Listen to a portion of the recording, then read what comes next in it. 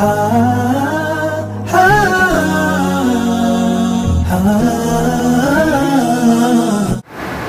আলাইকুম ওয়া রাহমাতুল্লাহি ওয়া বারাকাতুহু।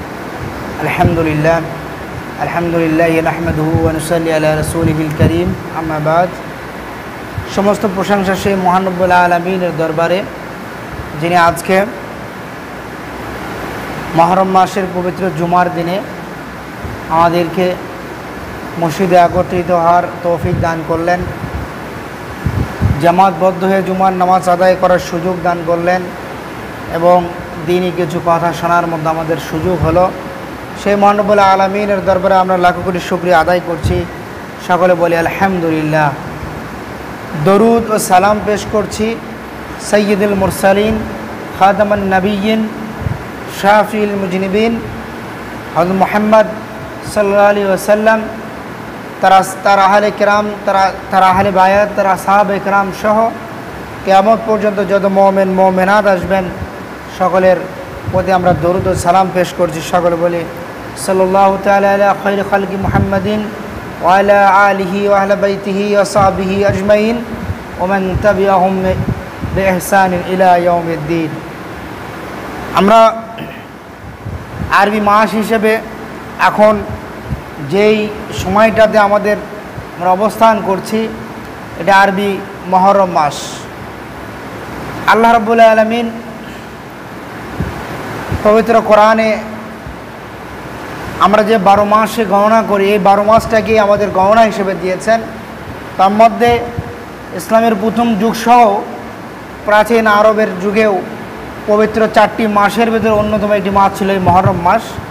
পরবর্তীতে রাসূলুল্লাহ সাল্লাল্লাহু আলাইহি সাল্লাম এই সব মাসকেই সমান মর্যাদা দিয়েছেন। তারপরেও কিছু কিছু মাস, যেমন রমজান মাস আমাদের কাছে আলাদা গুরুত্ব, আলাদা মর্যাদা আছে তার, ঠিক তেমনিভাবে এই মুহররম ইসলামের সেই আদম আলাইহিস সালাম থেকে শুরু করে আমাদের সময় পর্যন্ত এই মুহররম মাস অনেক ঘটনাবহুল মাস এবং অনেক মর্যাদার একটি মাস। অনেক নবী আলাইহিস সালামগণ তারা এই মুহররম মাসে আল্লাহর পক্ষ থেকে বড় বড় পরীক্ষায় অবতীর্ণ হয়েছিলেন এবং সেখানে উত্তীর্ণ হয়েছিলেন সফলতার সাথে। আমরা যদি রাসূলুল্লাহ সাল্লাল্লাহু আলাইহি ওয়াসাল্লামের হাদিসগুলোকে গবেষণা করি, তাহলে দেখা যায় এই মুহররম মাস একেন্দ্রিক অনেক দুর্বল, অনেক বানোয়াট বর্ণনাও যেমন আছে, ঠিক তেমনি সহিহ যে রওয়ায়াতগুলো সেগুলোও আছে। সেখান থেকে আমরা যেটি দেখতে পাই, আল্লাহ রাব্বুল আলামিন এই মুহররম মাসে আসমান জমিন অর্থাৎ পৃথিবীটাকে সৃষ্টি করেছিলেন। আরও কিছু বর্ণনায় পাওয়া যায় এই কিয়ামত, যেই দিনটা কিয়ামত হবে তখন সেই দিনটিও হবে এই মুহররম মাসের 10 তারিখে। একইভাবে হযরত আদম আলাইহিস সালামকে তিনি যখন পৃথিবীতে তাকে প্রেরণ করা হলো, দীর্ঘ সময় পর যখন তার তওবাটা কবুল করা হয়েছিল, রাসূলুল্লাহ সাল্লাল্লাহু আলাইহি ওয়াসাল্লামের হাদিস থেকে যেটি আমরা দেখি, এই 10ই মুহররম যেই দিন তার এই মুহররম মাসের 10 তারিখে তার তওবাটাকে আল্লাহ রাব্বুল আলামিন কবুল করে নিয়েছিলেন। এইভাবে প্রত্যেকটা নবীর বড় বড় যারা উলুল আজমি মিনার রাসূল, যারা বড় বড় রাসূল ছিলেন, নবী ছিলেন, যাদের কথা আল্লাহ রাব্বুল আলামিন পবিত্র কোরআনে বর্ণনা করেছেন, এই নবীরা তাদের জীবনের বড় বড় ঘটনাগুলো এই মুহররম কেন্দ্রিক ঘটে গেছে। তার মানে মুহররমের আমাদের নবী হযরত মুহাম্মদ সাল্লাল্লাহু আলাইহি ওয়াসাল্লাম পর্যন্ত মুহররমের যে গুরুত্ব, সেটি হলো মুহররমের যে স্মৃতি আমাদের কাছে, সেটি হলো নবী আলাইহিস সালামগণের। আল্লাহর নবী আলাইহিস সালামগণ তারা আল্লাহর দেওয়া পরীক্ষা হাসি মুখে মেনে নিয়ে সেই পরীক্ষায় তারা অবতীর্ণ হয়েছিলেন। হযরত ইউনূস আলাইহিস সালাম, তাকে যখন তার মাছের পেটে যখন তিনি চলে গিয়েছিলেন, এই মাছের পেট থেকে তাকে মুক্তির যে দিনটি ছিল সেটি এই মুহররম মাসে। ঠিক একইভাবে বনি ইসরাইলকে হযরত মুসা আলাইহিস সালাম তিনি যখন ওই জালিম স্বৈরাচারী ফেরাউনের বিরুদ্ধে যখন লড়াই করতে করতে এক সময় আল্লাহর নির্দেশে যখন তিনি বনি ইসরাইলকে নিয়ে মিশর থেকে চলে আসতে লাগলেন, তখন এই ফেরাউন দম্ভ তার অহংকার বশত পলায়ন পর এই বনি ইসরায়েলের উপরে সে আক্রমণ করার জন্য তার বাহিনী নিয়ে চলে এসেছিল। এই সময় আল্লাহ রাব্বুল আলামিনের নির্দেশ ক্রমে মুসা আলাইহিস সালামের একটি মুজিজা, যে তিনি লাঠি দ্বারা সমুদ্রে এই নীল নদে তিনি যখন তিনি করেছিলেন, আঘাত করেছিলেন, তখন এটি দুই ভাগ হয়ে গিয়েছিল। এর ফলে এই যে সাগরটাকে দুই ভাগ করে এর ভেতর দিয়ে তিনি যখন বনি ইসরাইলকে পার করে দিলেন, আল্লাহ রাব্বুল আলামিনের কথা কোরআনেও বলেছিলেন, যখন ওয়াইজ নাজ্জাইনা মিনকুম মিন আলি ফিরাউন, মানে যখন আমি তোমাদেরকে এই ফিরাউন হাত থেকে রক্ষা করেছিলাম, বনি ইসরাইলকে উদ্দেশ্য করে তিনি বলেছিলেন। এই দিনটি ইতিহাসে দেখা যায়, এই দিনটি ছিল মুহররম মাসের 10ই মুহররমে, যখন মুসা আলাইহিস সালাম বাহিনী নিয়ে এই সাগর পার হয়ে চলে গেলেন, তখন ফিরাউন সেও এই পলায়ন বড় বনি ইসরায়েলকে মারার জন্য যখন এই সাগরের ভেতরে তার বাহিনী নিয়ে নেমে গেল, তখন আল্লাহ রাব্বুল আলামিন ওই সাগরের পানিতে তাকে তার শরীর সমাধি করে দিলেন। এছাড়াও হযরত ইব্রাহিম আলাইহিস সালামের যে অগ্নিকুণ্ডে নিক্ষেপের যে ঘটনা, এখান থেকে তার মুক্তির সেই সময়টা, সেটাও ছিল এই মুহররম মাসে। একইভাবে এজন্য মুহররম মাসে আমরা যে রোজাটা করে থাকি, রাসূলুল্লাহ সাল্লাল্লাহু আলাইহি ওয়াসাল্লাম বলেছিলেন, যেহেতু ইহুদিরা তারা তাদের মুসা আলাইহিস সালাম যে মাধ্যমে তার যে মুক্তি পেয়েছিল, সেই জন্য তারা 10ই মুহররম রাখতো।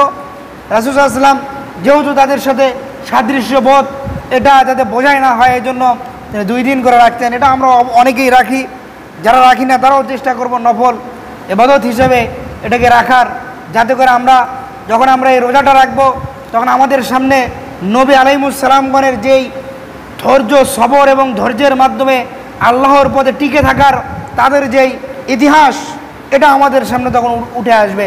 তখন এই ইতিহাসের মাধ্যমে আমাদের যে শিক্ষা, দিনের পথে চলতে গেলে কীভাবে চলতে হবে, ফেরাউন আলাইহিস সালাম তার সময়কার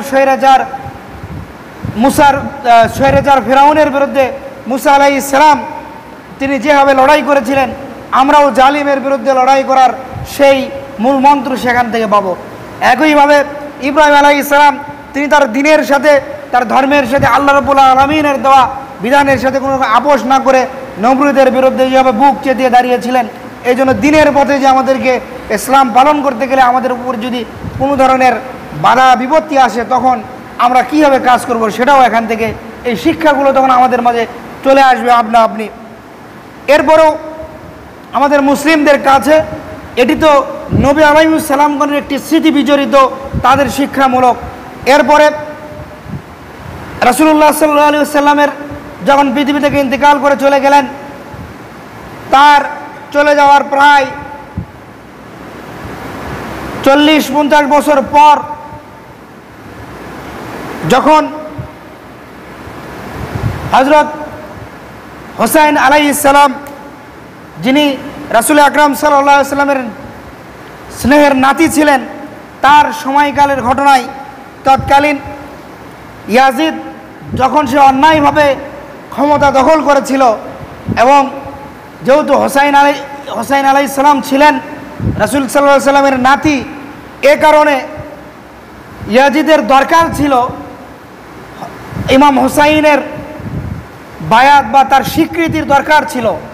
কিন্তু তিনি যখন দেখলেন ইয়াজিদ তার চারিত্রিক অনেক সমস্যা আছে, সে ইসলামী খেলাফতের রাষ্ট্র ব্যবস্থার নেতৃত্ব দেওয়ার যোগ্যতা যখন তার মধ্যে নেই, তখন তিনি অস্বীকার করলেন। এরই পরিপ্রেক্ষিতে হযরত হুসাইন আলাইহিস বহু ঘটনার পরিক্রমায় ইরাকের কারবালায় ফোরাত নদীর কোল ঘেঁষে যে কারবালা প্রান্তরে, সেখানে হযরত হুসাইন আলাইহিস সালামকে সপরিবারে শহীদ করে দিয়েছিল এই ইয়াজিদের বাহিনী। এখন আমাদের বর্তমান যুগে, শুধু বর্তমান যুগ নয়, সেই হযরত আলী রাদিয়াল্লাহু তাআলা আনহুর সময় থেকেই, হোসাইন রাদিয়াল্লাহু তাআলা আনহুর সময় থেকেই দুইটা দল এক ভাগ হয়ে গিয়েছে। যারা একদল রাসূলুল্লাহ সাল্লাল্লাহু আলাইহি ওয়াসাল্লামের আহলে বায়াত হযরত হাসান, হযরত হোসাইন, হযরত আলী, হযরত ফাতেমা রাদিয়াল্লাহু তাআলা আনহুমা তাদের প্রতি হিংসা বিদ্বেষমূলক মনোভাব রাখে। আবার একদল তারা বলে যে না, আমরা তাদেরকেও ভালোবাসি, কিন্তু তাদেরকে আলাদা যে তাদের যে মর্যাদা আল্লাহ দিয়েছেন, রাসূল আকরাম সাল্লাল্লাহু আলাইহি ওয়াসাল্লাম ঘোষণা দিয়েছেন, তারা এটা মানতে রাজি হয়।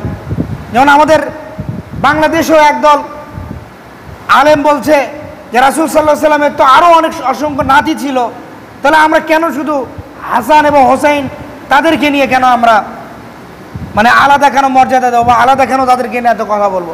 তাহলে তো সকলকে নিয়ে কথা বলা দরকার।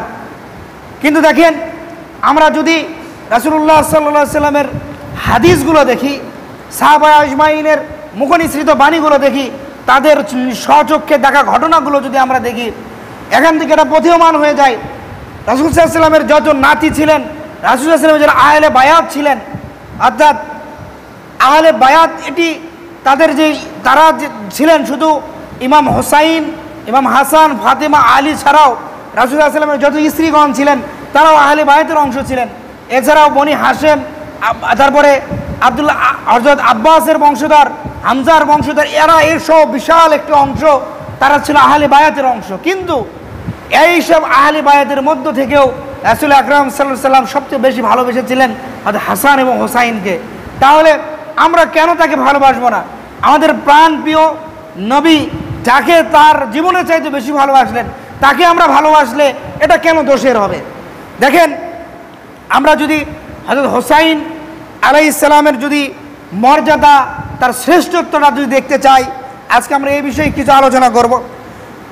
তিনি হিজরির ৪র্থ হিজরিতে, অর্থাৎ মদিনায়, মক্কা থেকে মদিনায় হিজরত করার ৪র্থ বছরে তিনি জন্মগ্রহণ করেছিলেন এবং তার আগের বছর ৩য় বছরে তার বড় ভাই ইমাম হাসান আলাইহিস সালাম তিনিও জন্মগ্রহণ করেছিলেন। এখন তিনি হোসাইন বিন আলী, যেহেতু তার পিতার নাম আলী নামেই পরিচিত ছিলেন, এছাড়াও যদি আমরা পুরো বংশের হিসাবে হোসাইন বিন আলী বিন আবু তালেব বিন আব্দুল মুত্তালিব বিন হাশেম এ পর্যন্ত তিনি ব্যবহার করতেন বিভিন্ন সময়। এছাড়াও তাকে অনেকে আবু আবদুল্লাহ নামে ডাকতো, যারা সাহাবীদের ভেতরে আবু আবদুল্লাহ আল কুরাশি আল হাশিমি, এটা তার একটু উপাধি ছিল। হোসাইন তো তার নাম ছিল, এই উপনামেও অনেকে তাকে ডেকে থাকতেন। আর তার নাম যখন হযরত হাসান ৩য় হিজরিতে জন্ম হলো, হযরত হোসাইনের ৪র্থ হিজরিতে জন্ম হলো, যখন হযরত আলী রাদিয়াল্লাহু তাআলা আনহু তাদের নাম রাখলেন, তখন আলী রাদিয়াল্লাহু তাআলা আনহু তিনি তার বড় ভাইয়ের নাম ছিল জাফর, আলী রাদিয়াল্লাহু তাআলা আনহুর বড় ভাইয়ের নাম ছিল জাফর, তিনি হযরত হাসানের নাম রেখে দিলেন জাফর, আর হযরত হোসাইনের নাম রেখে দিলেন হামজা। হামজা ছিল রাসূল আকরাম সাল্লাল্লাহু আলাইহি ওয়াসাল্লামের চাচা, যিনি শহীদ হয়ে গিয়েছিলেন বদরের যুদ্ধে, উহুদের যুদ্ধে শহীদ হয়ে গিয়েছিলেন। কিন্তু একদিন রাসূলুল্লাহ সাল্লাল্লাহু আলাইহি ওয়াসাল্লাম আলী রাদিয়াল্লাহু তাআলা আনহুকে ডাকলেন, ডেকে বললেন, তুমি আমার এই 2 সন্তানের নাম কি রেখেছ? তখন তিনি বললেন যে আমি একজনের নাম এটা রেখেছি, আর একজনের নাম এটা রেখেছি। তখন রাসূলুল্লাহ সাল্লাল্লাহু আলাইহি ওয়াসাল্লাম বললেন যে না, জিব্রাইল আমার কাছে এসেছিল এবং আল্লাহ রাব্বুল আলামিন নিজে তোমার 2 সন্তানের নাম রেখে দিয়েছেন, একজনের নাম রেখেছেন হাসান, আর একজনের নাম রেখে দিয়েছেন হোসাইন। তার মানে এই হাসান এবং হোসাইন এই নামটা স্বয়ং আল্লাহ রাব্বুল আলামিনের নিজের দেওয়া। এছাড়াও হযরত আলীর আরও কিছু সন্তান ছিলেন এবং ফাতিমা রাদিয়াল্লাহু তাআলা আনহার ঔরসেই তাদের আরও একজন ভাই ছিলেন মহসিন নামে, তবে তিনি বাল্যকালেই ইন্তেকাল করেছিলেন। এছাড়াও তার আরও বোন ছিল, জয়নাব নামে এক বোন ছিল, এবং তার আরও কয়েকজন ভাই ছিল, আবু বকর এবং ওসমান নাম, উম্মে কুলসুম নামে তার আরও একজন বোন ছিল। এরপরে আমরা যদি তার মর্যাদার বিষয়টা যদি দেখি, হযরত আনাস রাদিয়াল্লাহু তাআলা আনহু, আনাস ইবনে মালিক, তিনি হলেন রাসূল তাকে বলা হয় খাদিমুর রাসূল সাল্লাল্লাহু আলাইহি ওয়াসাল্লাম। তিনি 10 বছর রাসূল মদিনায় হিজরত করে আসার পর তার মা তাকে নিয়ে এসে রাসূল সাল্লাল্লাহু আলাইহি ওয়াসাল্লামের কাছে দিলেন এবং বললেন, এই সন্তানটা আমি আপনার জন্য দিয়ে দিলাম, সে আপনার যত কঠিন যে কাজগুলো আছে এই কাজগুলো সে করে দেবে, আপনার যাবতীয় হাতের যে কাজগুলো আছে এগুলো আপনার কাজে সে সহযোগিতা করবে। এবং রাসূল সাল্লাল্লাহু আলাইহি ওয়াসাল্লামের ইন্তেকালের সময় পর্যন্ত এই আনাস ইবনে মালিক রাদিয়াল্লাহু তাআলা আনহু তিনি তার খেদমত করে গেছেন, এজন্য তাকে বলা হয় খাদিমুর রাসূল। সে আনাস রাদিয়াল্লাহু তাআলা আনহু বলছেন, আর আনাস ইবনে মালিক ইয়াকুল সুইলা রাসূলুল্লাহ সাল্লাল্লাহু আলাইহি ওয়াসাল্লাম আইয়ু আহলুল বাইতিক আহাব্বু ইলাইকা, যে এ আল্লাহর রাসূল সাল্লাল্লাহু আলাইহি ওয়াসাল্লাম আপনার আহলে বায়াতের মধ্যে কে আপনার কাছে সবচেয়ে বেশি প্রিয়? قال তখন রাসূল সাল্লাল্লাহু আলাইহি ওয়াসাল্লাম বললেন আল হাসান আল হুসাইন, এবং হাসান এবং হুসাইন হচ্ছে কি আমার কাছে সবচেয়ে বেশি প্রিয়। ওয়া কানা ইয়াকুলু লি ফাতিমা, এবং তিনি ফাতিমাতুজ জাহরা রাদিয়াল্লাহু তাআলা আনহাকে বলতেন উদউনি লি ইবনাতা ইবনাইয়া, যে আমাকে আমার জন্য আমার দুই সন্তানকে ডাক দাও। তিনি হাসান এবং হুসাইনকে নিজের সন্তান হিসেবে তিনি অভিহিত করতেন। ফাতেমা রাদিয়াল্লাহু তাআলা আনহাকে বলতেন যে আমার দুই সন্তানকে কি করো, আমার দুই ছেলেকে আমার কাছে ডাক দাও। ফায়ুশিমুহা ওয়ায়াদুমুহুমা ইলাইহি, তখন তিনি কি করতেন, তাদেরকে তার কাছে নিয়ে তার নাক দিয়ে তাদের ঘ্রাণ নিতেন, তাদের দেহের ঘ্রাণ নিতেন, তাদের নাকের সাথে তাদের মুখের সাথে তাদের গায়ের সাথে তিনি তাদেরকে জড়িয়ে নিতেন, তাদেরকে চুমা খেতেন। এরপরে আরো একটি হাদিস, যে হাদিসটি তিরমিজিতে এসেছে এবং আগের হাদিসটিও তিরমিজিতেই, ইমাম তিরমিজি এই হাদিসটি বর্ণনা করেছেন। তিরমিজির 3772 নম্বর হাদিস। আর এই হাদিসটি এটিও আনাস রাদিয়াল্লাহু তাআলা আনহু থেকেই বর্ণিত, এটি 3778 নম্বর হাদিস। তিনি বলেন হাদ্দাসনি আনাস ইবনে মালিকিন কল কুনতু ইনদা ইবনু জিয়াদিন, অর্থাৎ ইমাম হুসাইনকে শহীদ করে দেওয়ার পর তার লাশ যখন ওই কুফার গভর্নর ইবনে জিয়াদের কাছে নিয়ে যাওয়া হয়েছিল তখনকার ঘটনা সে আনাস রাদিয়াল্লাহু তাআলা বলছেন কুনতু ইনদা ইবনে জিয়াদিন ফাজিয়া বিরাসিল হুসাইন ফাজালা ইয়াকুলু বিকাদিবিন ফি আনফি ওয়া ইয়াকুলু মা রাআইতু মিসলা হাযা হুসনান লাম ইউজকারু, যে ইয়াজিদ ইবনে জিয়াদ তখন সেই ইমাম হুসাইনের নাকের উপরে ছড়ি ঘোরাচ্ছিল এবং বলছিল যে এই হুসাইনের সৌন্দর্যের এত কথা শুনেছি, কই আমি তো এর ভেতরে কোনো সৌন্দর্যই দেখছি না। এ কথাই তখন আনাস রাদিয়াল্লাহু তাআলা আনহু বললেন ক্বালা কুলতু, তখন আমি বললাম আম্মা ইন্নাহু কানা মিন আশবাহিহিম বিরাসূলুল্লাহ সাল্লাল্লাহু আলাইহি ওয়াসাল্লাম, যে তুমি জেনে রাখো এই হুসাইন রাদিয়াল্লাহু তাআলা আনহু তিনি রাসূল সাল্লাল্লাহু আলাইহি ওয়াসাল্লামের সাথে চেহারা বডির মানে তার দৈহিক গঠনের দিক থেকে রাসূল সাল্লাল্লাহু আলাইহি ওয়াসাল্লামের সাথে সবচেয়ে বেশি তার চেহারার মিল ছিল। আর তুমি তার চেহারার উপরে তার শরীরে তুমি লাঠি দিয়ে আঘাত করছো, এটা তখন হযরত আনাস ইবনে মালিক রাদিয়াল্লাহু তাআলা থেকে রাগান্বিত স্বরে এই ইবনে জিয়াদকে যখন এই কথা বলেছিলেন তখন ইবনে জিয়াদ ভয় পেয়ে তার লাঠিটাকে সরিয়ে নিয়েছিল। এরপরে দেখেন স্বয়ং আলী রাদিয়াল্লাহু তাআলা আনহু বলছেন আলী রাদিয়াল্লাহু তাআলা আনহু কল আল হুসাইন আশবাহু বিরাসূলুল্লাহ সাল্লাল্লাহু আলাইহি ওয়াসাল্লাম মা বাইনা সদরি ইলা রাসি, যে হাসান হযরত ইমাম হাসান রাদিয়াল্লাহু তাআলা আনহু সে মাথা থেকে বুক পর্যন্ত সবচেয়ে বেশি সাদৃশ্য ছিল রাসূল সাল্লাল্লাহু আলাইহি ওয়াসাল্লামের সাথে। ওয়াল হুসাইন আশবাহু বিরাসূলুল্লাহ সাল্লাল্লাহু আলাইহি ওয়াসাল্লাম মা কানা আসফালা মিন যালিক, এবং বুক থেকে পা পর্যন্ত যে অংশটুকু এই অংশটুকু রাসূল সাল্লাল্লাহু আলাইহি ওয়াসাল্লামের সাথে সবচেয়ে বেশি মিল ছিল, সাদৃশ্য ছিল হযরত হুসাইনের। এবং রাসূল আকরাম সাল্লাল্লাহু আলাইহি ওয়াসাল্লাম তিনি এই হুসাইন রাদিয়াল্লাহু তাআলা আনহু এবং হাসান রাদিয়াল্লাহু তাআলা আনহুকে জান্নাতের যুবকদের সর্দার হিসেবে ঘোষণা দিয়েছেন। হযরত আব্দুল্লাহ ইবনে ওমর রাদিয়াল্লাহু তাআলা আনহুমা, যিনি হযরত ওমর রাদিয়াল্লাহু তাআলা আনহুর সন্তান, তিনি বলছেন ক্বালা রাসূলুল্লাহ সাল্লাল্লাহু আলাইহি ওয়াসাল্লাম, রাসূল সাল্লাল্লাহু আলাইহি ওয়াসাল্লাম বলেন আল হাসান আল হুসাইন সাইয়্যিদুশ শাবাবি আহলিল জান্নাহ ওয়া আবুহুমা খায়রুম মিনহুমা, যে হাসান এবং হুসাইন তারা কি বেহেশতে জান্নাতের যুবকদের সর্দার, এবং তাদের পিতা আলী তাদের দুই ঝুরের চাইতেও বেশি তাদের সে আরও উত্তম এবং কল্যাণময় মর্যাদার অধিকারী। এখন দেখেন আরেকটা হাদিসে রাসূল সাল্লাল্লাহু আলাইহি ওয়াসাল্লাম বলেছেন জান্নাতে যখন মানুষেরা প্রবেশ করবে তখন তারা কী অবস্থায় প্রবেশ করবে? প্রত্যেকটা পুরুষ মানুষ তারা 33 বছরের একটা যুবক হিসেবে প্রবেশ করবে এবং প্রত্যেক মহিলা মানুষ তারা কি করবে, যুবতী হিসেবে তারা জান্নাতে প্রবেশ করবে। তার মানে রাসূল সাল্লাল্লাহু আলাইহি ওয়াসাল্লাম বললেন যে জান্নাতে যুবকদের সর্দার হলো হাসান এবং হোসাইন। আবার অন্য আর এক হাদিসে বললেন বেহেশতে যত মানুষ প্রবেশ করবে তারা সবাই যুবক হিসেবে প্রবেশ করবে। তাহলে জান্নাতের সকল মানুষের নেতা কে হয়ে গেলেন? হাসান এবং হোসাইন। এখন আমাদের কাছে একদল লোক তারা আমাদের কাছে শিয়া এবং সুন্নির ধোয়া তুলে তারা বলে যে আহলে বায়াতে ইমাম হাসান হোসাইন, এবং একদল বলে যে আমরা তাদেরকে কেন ইমাম বলে, ইমাম তো হোসাইন, ইমাম তো শিয়ারা বলে থাকে। কিন্তু দেখেন ইমাম কে হয়? ইমাম তো সেই হয় যে তার জাতিকে, তার জাতির ক্লান্তি লগ্নে নিজের নেতৃত্বের যোগ্যতা দিয়ে জাতিকে সঠিক পথ দেখায়।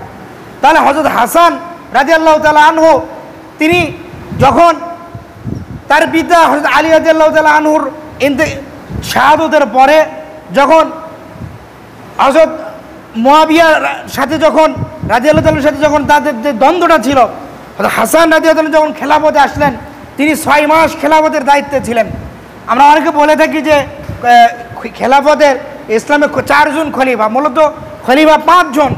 ইমাম হাসান তিনিও খলিফা, কিন্তু তার 6 মাস হওয়ার কারণে অনেকে 4 জন প্রধান হিসেবে আবু বকর, ওমর, ওসমান এবং আলী রাদিয়াল্লাহু আনহুমাকেই বলে থাকেন। তবে যদি রাসূল সাল্লাল্লাহু আলাইহি ওয়াসাল্লামের হাদিস খেলাফত 30 বছর, এই 30 বছর পূর্ণ হয় ইমাম হাসানের 6 মাসের খেলাফত কাল দিয়ে।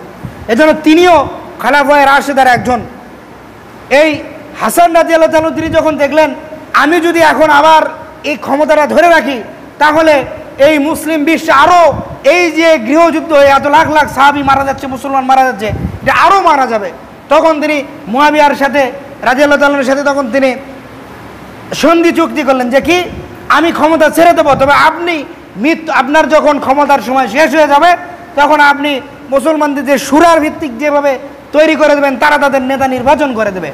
কিন্তু দেখা গেল মুয়াবিয়ার মৃত্যুর পরে তার পুত্র ইয়াজিদ সে ক্ষমতা আরোহণ করলো। এই কারণে দেখেন ইমাম হাসানকে কেন ইমাম বলা হচ্ছে, কারণ তিনি তার নেতৃত্বের যোগ্যতার মাধ্যমে তৎকালীন সময়ে মুসলমানদেরকে পথ দেখিয়েছিলেন। এবং তার সম্পর্কে রাসূলের হাদিস হলো যে আমার এই ছেলে, আমার এই পুত্র মুসলমানদের মাঝে বড় গৃহযুদ্ধ থেকে মুসলমানদেরকে বাঁচিয়ে দেবে, এটা রাসূলের হাদিস এবং সেটা তিনি বাস্তবায়ন করে দেখিয়েছেন। এরপর যে ইমাম হোসাইনের ক্ষেত্রে আমরা দেখি যে সময় ইয়াজিদের সৈন্যবাহিনীর সামনে বড় বড় সাহাবীরা তারা রক্তপাতের ভয়ে তারা যখন চুপ করেছিলেন, কোনো কথা বলছিলেন না, এমন সময়ে হযরত হোসাইন কিন্তু চুপ করে থাকেননি।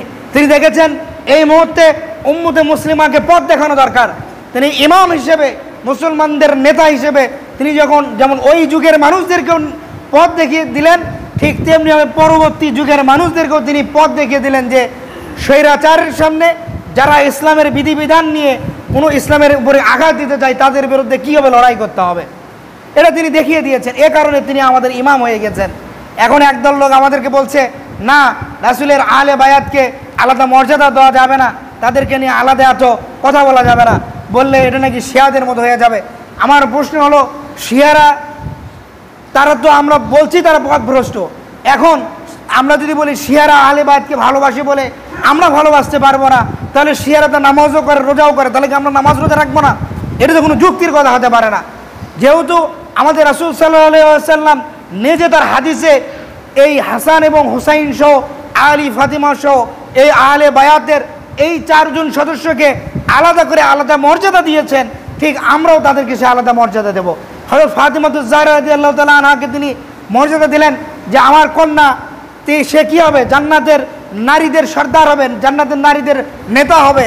এখন রাসূল সাল্লাল্লাহু আলাইহি ওয়াসাল্লামের আরও 3 জন কন্যা ছিলেন, রাসূল তো পারতেন তাদেরকেও সে মর্যাদা দিতে, যেখানে স্বয়ং রাসূল তার অন্য অন্য কন্যার চাইতে হযরত ফাতিমা রাদিয়াল্লাহু তাআলা আনহাকে আলাদা মর্যাদা দিয়েছেন, আলাদা মহব্বত করেছেন। আমরা মহব্বত করলে সমস্যা কোথায়? এরপরে দেখেন আমরা যদি দেখি রাসূলুল্লাহ সাল্লাল্লাহু আলাইহি ওয়াসাল্লাম তিনি হাসান এবং হোসাইনকে বলেছেন যে ফুলের গাছে ফুলে যেমন কলি থাকে, ফুলের ভেতর দেখবেন ছোটো ছোটো কলি থাকে, এটা দেখতে সুন্দর লাগে।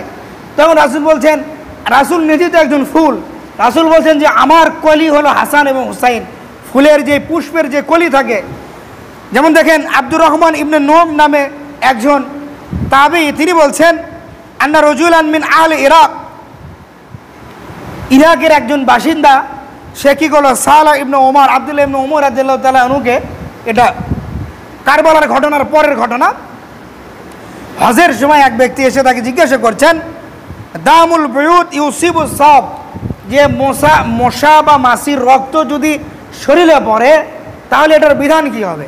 মানে রক্ত যদি আমাদের শরীর থেকে বের হয়ে যায় বা কাপড়ে রক্ত পড়ে তো এটা নাপাক হয়ে যায়, তো এটা ধুয়ে আবার অজুর বিধান আছে। এখন সে ব্যক্তি বলছে যদি এটা তো মানুষের, দেখুন যে পশু পাখির রক্ত বা এই মশা মাছির রক্ত যদি পড়ে তাহলে আমরা কি করব। তখন আব্দুল্লাহ ইবনে ওমর রাদিয়াল্লাহু তাআলা আনহু তিনি বললেন উনজুরু ইলা হাযা ইউসআল আন দামুল বুয়ুত। তখন তিনি মানুষদেরকে বললেন দেখো দেখো এই লোক সে আমাকে জিজ্ঞেস করছে যে মশা এবং মাছির রক্তের বিধান কি। ওয়াকাদ কতালু ইবনা রাসূলুল্লাহ সাল্লাল্লাহু আলাইহি ওয়াসাল্লাম, অথচ এরা ইরাকের লোকেরা এরা ইমাম হুসাইনকে ডেকে নিয়ে কুফায় ডেকে নিয়ে কারবালার প্রান্তে হত্যা করে ফেললো।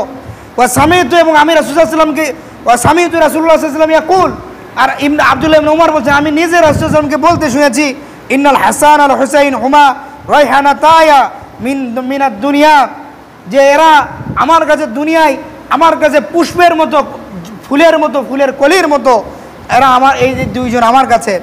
এবার আরো একটি হাদিস, সাঈদ ইবনে আবি রশদ আন ইয়ালা বিন মাররা, যে তিনি বলেন হাদাসাহুম আন্নাহুম খরাজু, যে ইয়ালা বিন মাররা তিনি বলেন তারা আন্নাহুম, যে তারা একদিন খরাজু মা রাসূল সাল্লাল্লাহু আলাইহি ওয়াসাল্লাম তোয়ামিন, রাসূল সাল্লাল্লাহু আলাইহি ওয়াসাল্লামের সাথে তারা একদিন এক জায়গায় দাওয়াত খেতে যাচ্ছিলেন। দাউ লাহু ফাইজা হুসাইন, তখন প্রতিমধ্যে রাসূল সাল্লাল্লাহু আলাইহি ওয়াসাল্লাম দেখলেন হুসাইন ইয়ালআবু ফিস সিক্কাতি, মাটি নিয়ে, মাটি ধুলাবালির সাথে নিয়ে ছোট, তখন তিনি এই মাটি নিয়ে হুসাইন খেলাধুলা করছেন। ক্বালা, তখন এই সাহাবী বলছেন ফাতাকাদ্দামান নবী আমামাল কওম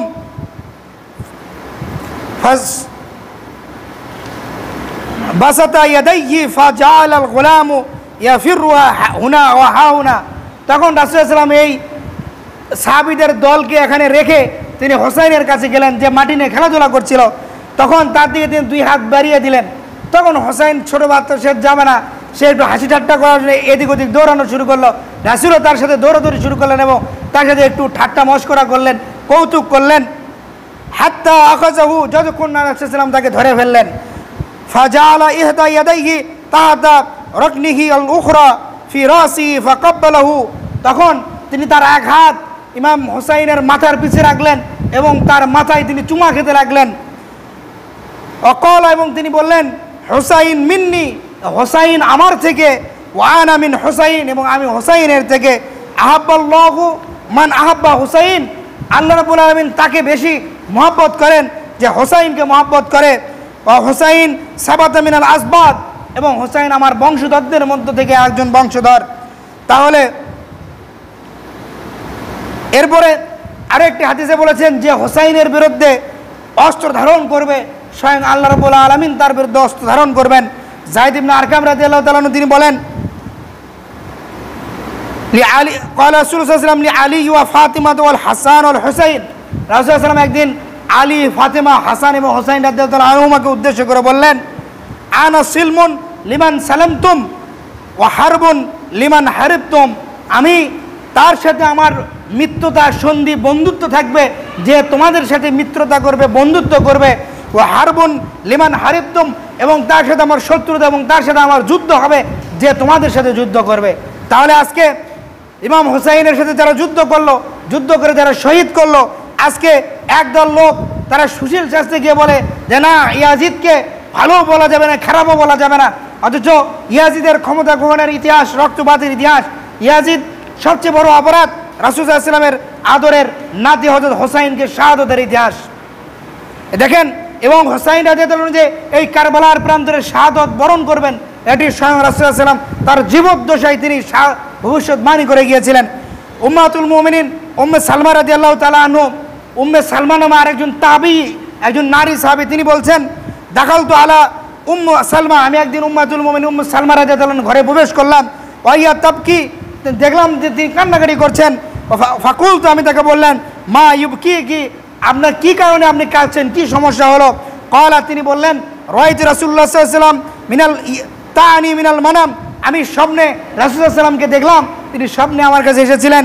ওয়ালা রাসিহি আল্লাহিয়াহি তুরাব, আর তার মাথায়, তার দাড়িতে ধুলা বালি মাখা অবস্থায় ছিলেন।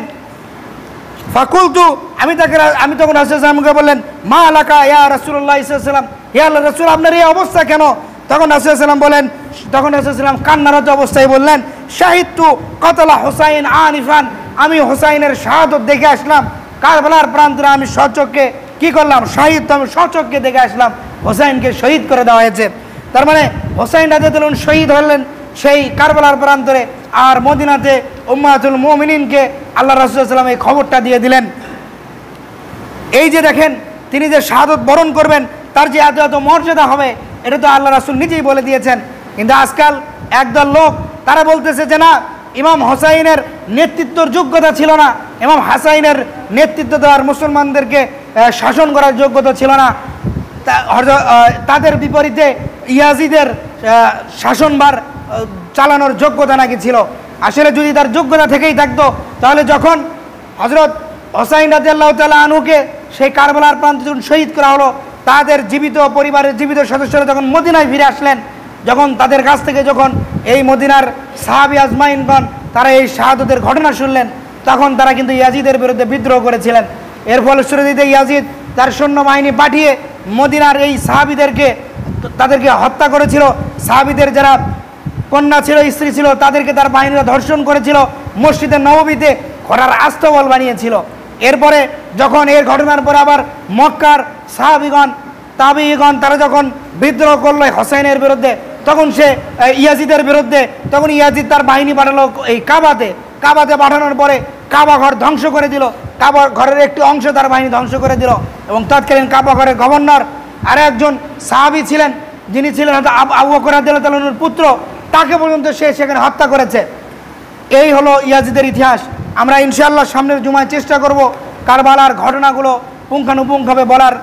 আজকে আমরা যেহেতু প্রতিমত হোসাইনের মর্যাদা নিয়ে আজকাল আলেম নামধারী একদল মূর্খ তারা আমাদেরকে বিভ্রান্ত করার চেষ্টা করছে, এজন্য আমরা আজকে হোসাইনের মর্যাদাটাকে তুলে ধরলাম। ইনশাআল্লাহ আমরা সামনের জুমাতে ইনশাআল্লাহ চেষ্টা করব কারবালার প্রকৃত ঘটনাটা আমরা জানার চেষ্টা করবো। আল্লাহ যেন আমাদের সে তৌফিক দান করেন, এবং সকল ধরনের ফিতনা ফাসাদ থেকে আল্লাহ যেন আমাদেরকে মুক্ত রাখেন, এবং আমরা যেন ইসলামের সঠিক সহি জ্ঞানটা যেন আমরা পেতে পারি। আল্লাহ যেন সে তৌফিক দান করেন।